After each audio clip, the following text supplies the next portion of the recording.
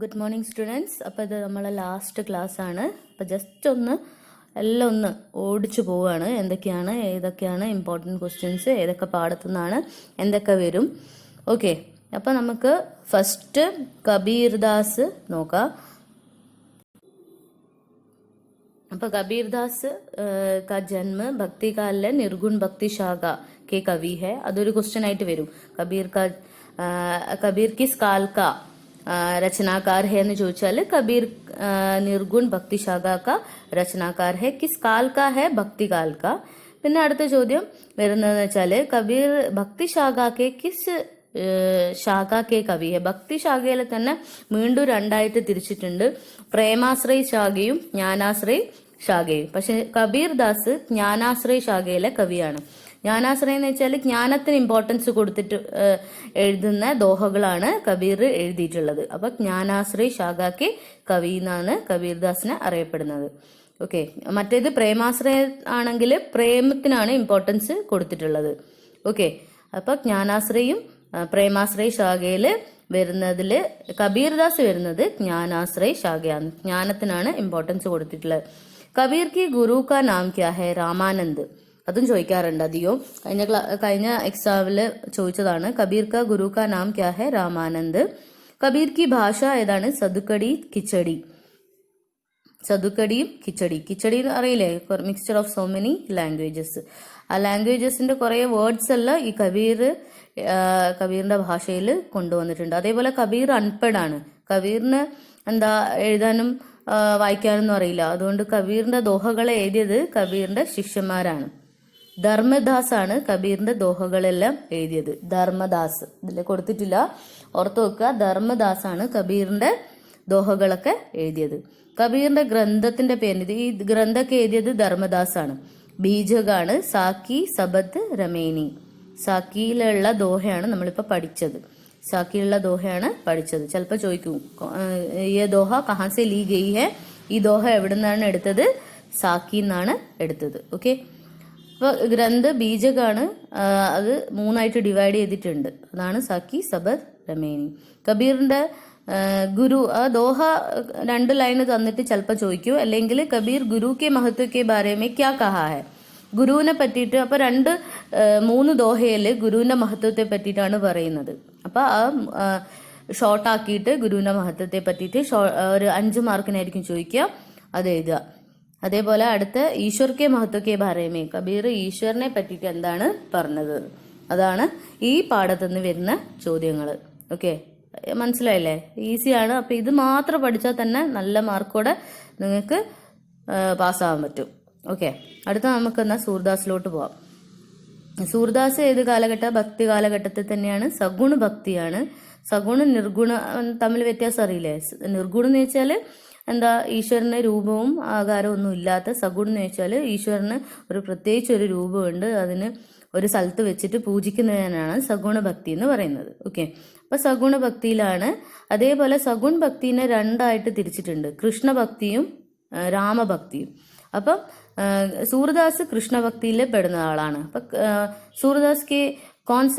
Surdas kiss Bakht കവി ഹെ? കൃഷ്ണ ഭക്ത് കവി ഹെ എന്ന് ചോദ്യം വരാം. കോൺസാ കവി ഹെ? കൃഷ്ണ ഭക്ത് കവി ഹെ. അതേപോലെ സൂർദാസ് കാ ഗുരു കാ നാം ക്യാ ഹെ? സൂർദാസിന്റെ ഗുരുയുടെ പേരെന്താണ്? വല്ലഭാചാര്യാണ്. വല്ലഭാചാര്യ.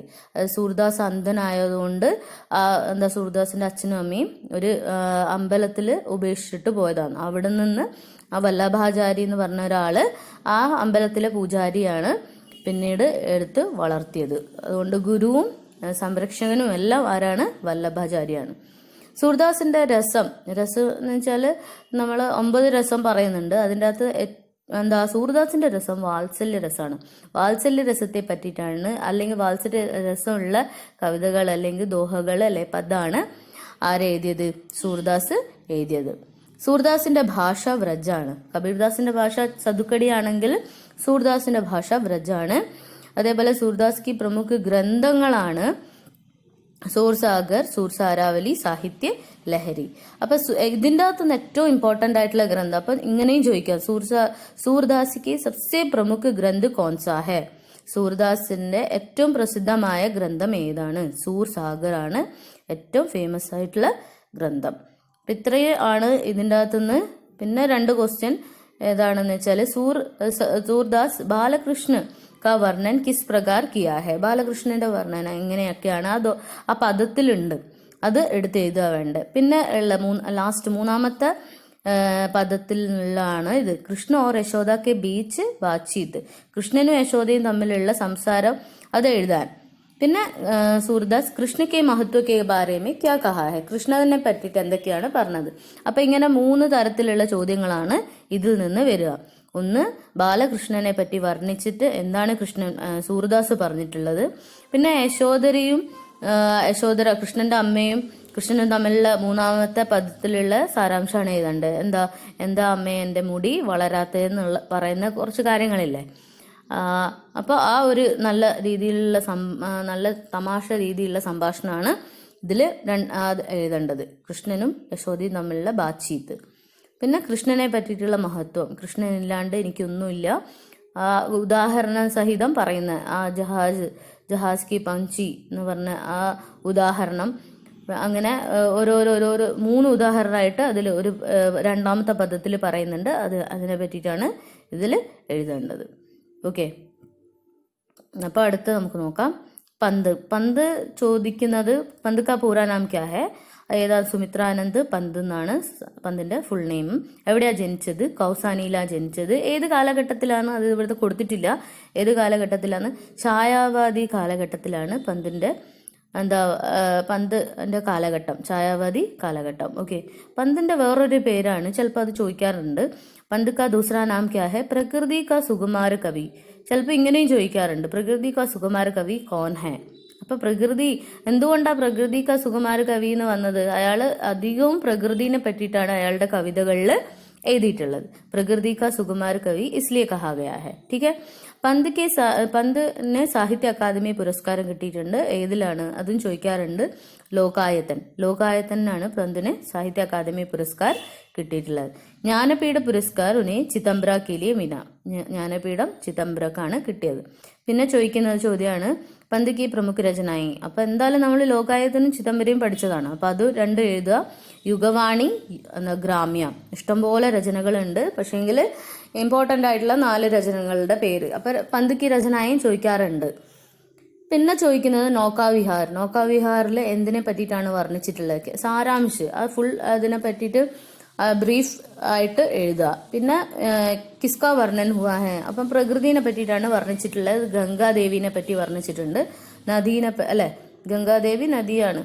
നദീനെ ഒരു സ്ത്രീയായിട്ട് കണക്കാക്കി ഈ കവിതയിൽ പറഞ്ഞിട്ടുള്ളത്. ഓക്കെ, അപ്പോൾ നൗകാവിഹാറിൽ എന്തിനെ പറ്റിയിട്ടാണ്? ഗംഗാ നദീനെ പറ്റിയിട്ട് അത് എന്തുമായിട്ട് താരതമ്യം ചെയ്തിട്ടാണ്? ഒരു സ്ത്രീയായിട്ട് താരതമ്യം ചെയ്തിട്ടാണ് പറഞ്ഞിട്ടുള്ളത്.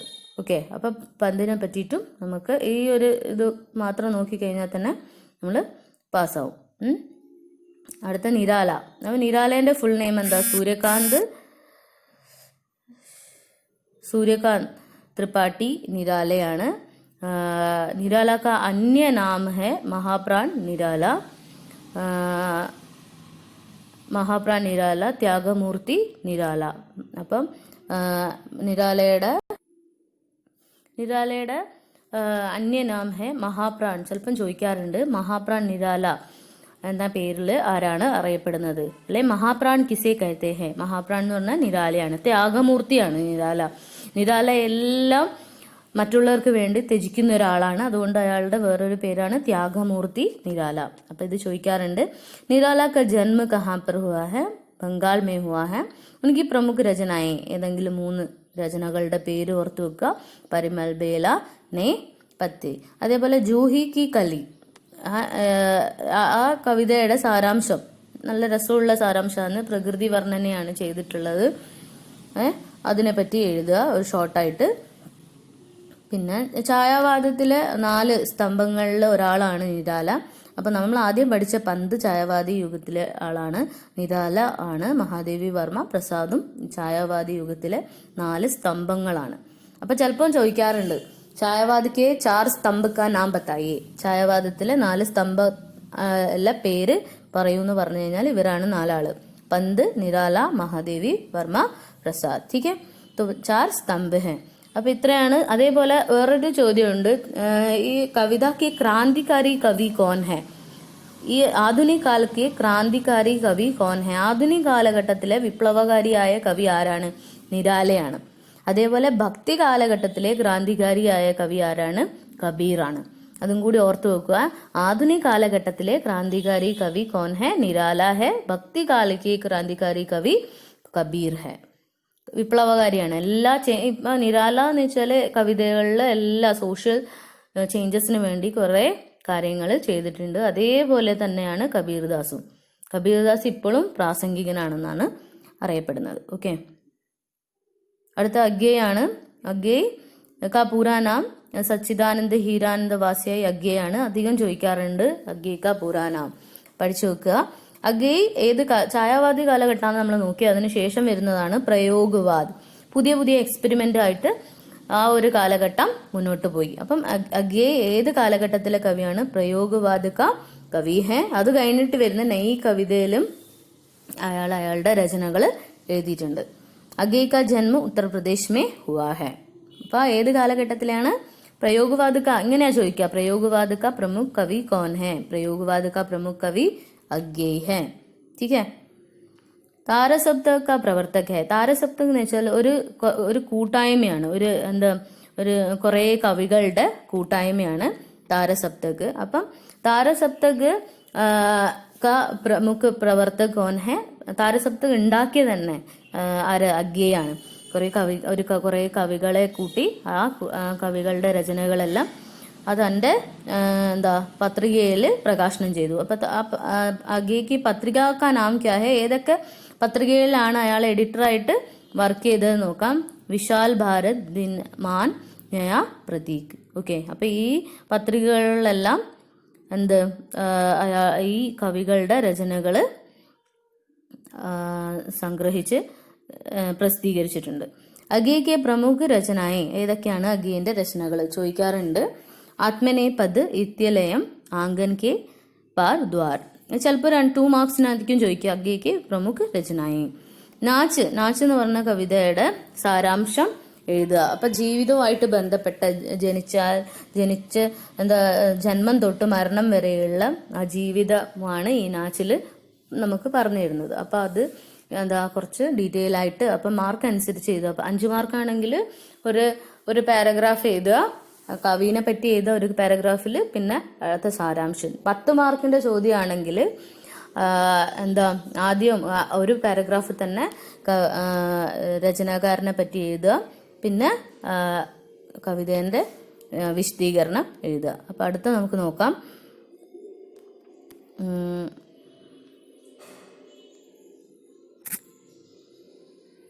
അനാമികയാണ്. അനാമികയുടെ പ്രസിദ്ധമായ രചനയാണ് മൗസിയ കവിത മേ കവിയത്രി ക്യാ കഹന ചാത്തേ ഹെ. അപ്പൊ മൗസി എന്ന് പറഞ്ഞ കവിതയില് കവിയത്രി എന്താണ് പറയാൻ ആഗ്രഹിക്കുന്നത്? മൗസി എന്ന് വെച്ചാല് എളേമ, ഓക്കെ, ചിറ്റ എന്നൊക്കെ പറയുന്നത്. അപ്പൊ ആ കവിതയുടെ സാരാംശമാണ് ചോദിക്കുക.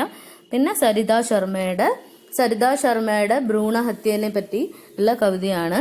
അതിനെപ്പറ്റി എന്തൊക്കെ സമൂഹത്തിന് സരിതാ ദേവിക്ക് ചെയ്യാൻ പറ്റി, അല്ലെങ്കിൽ അവർക്ക് എന്തൊക്കെ ഇതിനെതിരെ പ്രവർത്തിക്കാനുള്ള ഒരു ഊർജം നൽകുകയാണ് ഈ കവിതയിലൂടെ. ഓക്കെ, അരുൺ കമലിലെ മുക്തി എന്ന് പറഞ്ഞ കവിതയിൽ ഒരു റിട്ടയർഡ് ഒരു ടീച്ചറുടെ ആത്മകഥയാണ് ഇതിൽ പറയുന്നത്, കവിതയായിട്ട് പ്രസിദ്ധീകരിച്ചത്. അപ്പം ഇതൊക്കെ 5 മാർക്കിനും എസ്സേനാണ് ഇതൊക്കെ ചോദിക്കുക. ഓക്കെ, ഒന്നിക്കൽ ഭ്രൂണഹത്യനെ പറ്റിയിട്ടുള്ള കാര്യങ്ങൾ ഒരു 5 മാർക്കിന് ചോദിക്കും. മുക്തിയുടെ സാരാംശം ചോദിക്കാൻ ചാൻസ് ഉണ്ട്. ഓക്കെ, അപ്പോൾ ഈ മുക്തി ആരാ എഴുതിയതെന്നും ചോദിക്കാം. മുക്തി കവിത കിസ്നെ ലിഖാ ഹെ? മുക്തി കവിത അരുൺ കമലിനെ ലിഖാ ഹെ. സരിത ശർമ്മ കിസ് രചന की है? किस कविता की रचना की है? അനാമിക കിസ് കവിത കി രചന കി ഹെ? അങ്ങനെയൊക്കെ ആയിരിക്കും ക്വസ്റ്റ്യൻസ് വരിക. അപ്പൊ നമുക്ക് അടുത്ത് നോക്കാം. ജ്ഞാനേന്ദ്രപതിയുടെ പ്യാസ കൂവയാണ്. അതിൽ പ്രദൂഷണനെ പറ്റിയിട്ട് പറയുന്നുണ്ട്, പൊല്യൂട്ടഡ് ആക്കുന്ന. അപ്പൊ അതിനെ പറ്റിയിട്ട് ചിലപ്പം ഒരു 5 മാർക്കിന് ചോദിക്കാം. പിന്നെ പ്യാസ കൂവയുടെ സാരാംശം ചോദിക്കാറുണ്ട്.